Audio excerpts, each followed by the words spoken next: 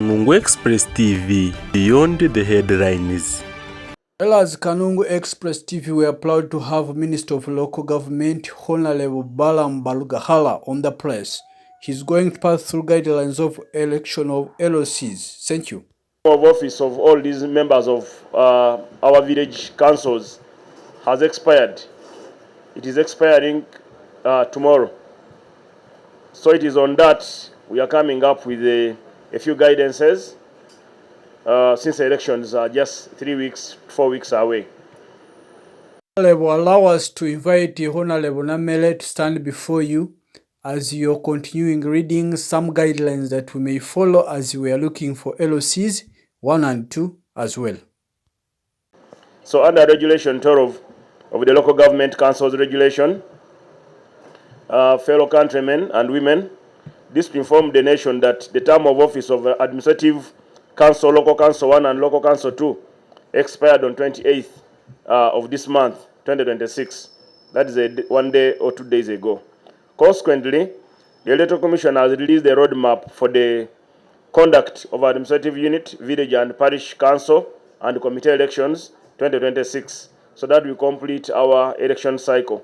According to the roadmap, these elections are scheduled to take place on 28th July for the village, that is cell level or LC1, on 10th August for parish ward level, that is LC2, the most important. Most of them are quite important. The cell level runs our government program like PDM. Then under section 52 and 53 of Local Government Act, chapter 138, village and parish chairpersons and their executive committee play significant roles in their communities, and they are a bedrock of governance as first point of contact between the government and the people. Specifically, the councils play roles in maintenance of security, law and order in liaison with police and other security agencies. 2, registration of citizens of the national programs, national census, recruitment in armed forces, recommendation of citizens for Uganda passport and national ID, and other identification documents. Then they also play another role of dispute resolution through local council courts. They do monitoring of service delivery of our government programs, civic society, and general administration of their different cells. They also monitor the delivery of services by government and civil society and general administration of the localities. They mobilize communities for self-help projects, environmental protection, sanitation, hygiene, and fighting epidemics. Communication channel as well between the local communities and government. Then they also they handle the effective response to epidemic, like the councils that were near border have been handling the different epidemic, like the recently Ebola, which broke up in a neighboring country. So the neighboring community sensitized our people to limit the spread from crossing to our border. Then they also play the implementation of Parish Development Model, Emyooga, and other wealth creation programs for government of Uganda. Therefore, because of the importance of this community mobilization and their role as first point of contact between government and people, pursuant to Regulation 12 of Local Government Council Regulation, second schedule of Local Government Act, chapter 138, the current leaders at the village and parish will continue in executing their functions until new leadership assumes office, following the formal handover that will be conducted under the supervision of the district authorities, COWs. Furthermore, I would like to emphasize the requirement for local council leaders not to hold 2 political offices.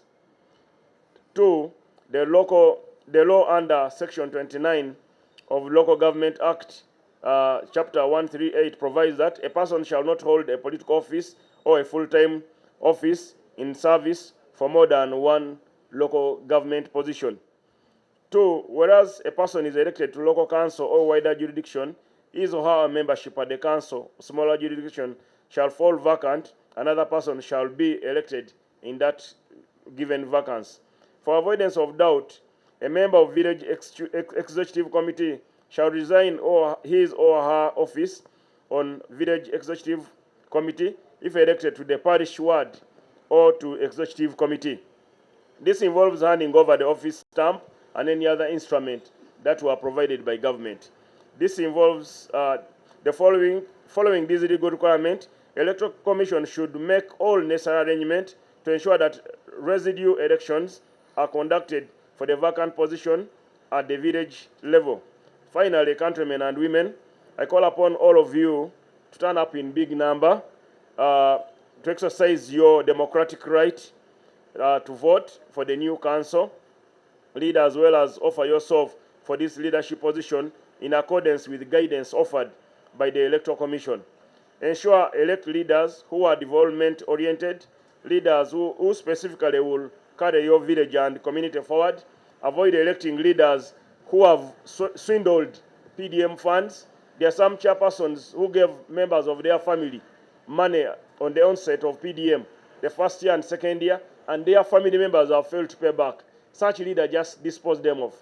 Let us elect leaders who don't participate in land grabbing, leaders who don't offer stamp to land grabbers, leaders who are not corrupt.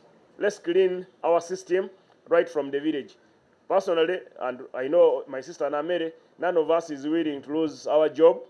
The president has made it clear he's not going to be polite to anybody who's not doing his role. That's the reason why we are working 24/7, so that we don't get issues with the president. He said he will fire all of us if we don't do our job. So let us clean our system right from LC1. Don't blame the top before you clean the village. Let's clean the village, the parishes, the sub-county, the constituents, the district, and let's get people who will protect the interests of Ugandans. I submit. Kamweska Eddie on the press. Beyond the headlines.